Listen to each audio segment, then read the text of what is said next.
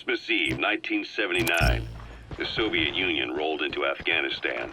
Muslims had revolted against the Soviet-friendly regime established the year before. The DRA forces could no longer contain it themselves, so the Soviets went in to intervene. The Afghan government was powerless and fraught with infighting.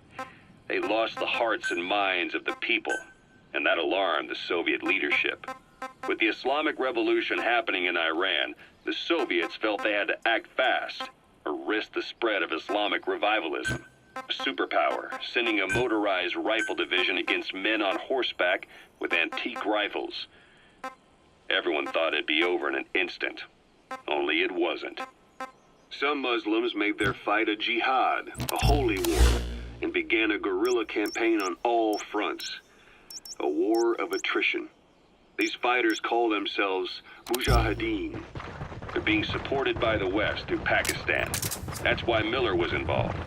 He was training them near the Zero Line, sponsored by the CIA. The war has become a nightmare for the Soviet troops stationed here. They thought they'd be headed home in 6 months at the most. Then a year passed. 2 years. Now here we are 4 years on with no exit in sight.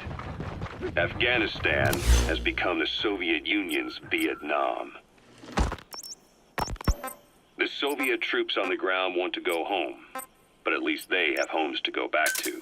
The Afghans have lost theirs. The Soviets destroy the kishlaks, villages, wherever they can. They burn down homes and fields, fill in wells, turn pastures into minefields.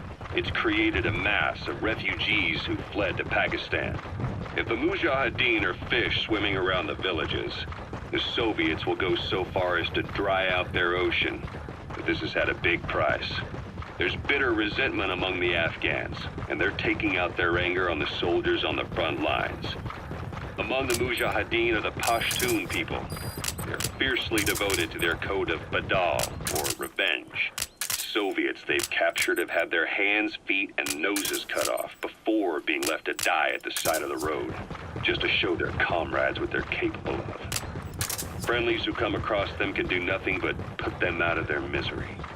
Then they burn down another village in retaliation, and the cycle of vengeance goes on.